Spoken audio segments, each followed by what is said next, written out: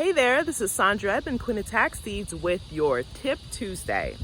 If you're looking and considering on buying vacant land, one of the things you want to do, because there's a lot of it at the tax deed sale and you can make a lot of money doing it, but one of the things you want to make sure is that that piece of land is buildable. Like, what is somebody going to do if they buy it from you? Can they put a house on it? What is it made for? If it is not buildable, then you're just basically throwing away your money and there's nothing anybody's going to be able to do with it, which means the value of that property is much lower, especially if nobody can do anything with it. So one of the ways you can find out whether the property is buildable or not is to contact the local property appraiser and ask to speak to an appraiser on the phone, and they'll kind of go through the property information with you as well.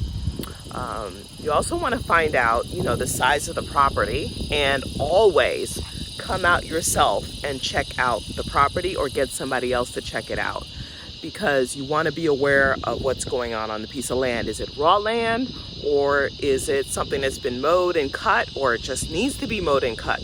Because sometimes people dump stuff. They illegally dump garbage and contamination, things that can contaminate the property there, like oil and tires and stuff like that. And you don't want to end up with a piece of property that's contaminated, because that opens up a whole other can of worms, which means the Environmental Protection Agency, and you don't want to get slapped with a fine like that.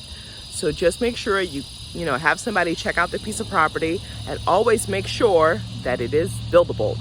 And you can find that out by looking it up on the property appraiser's website, or talking to a planner, or finding out what it's zoned for. All right. Don't forget to like, comment, and subscribe.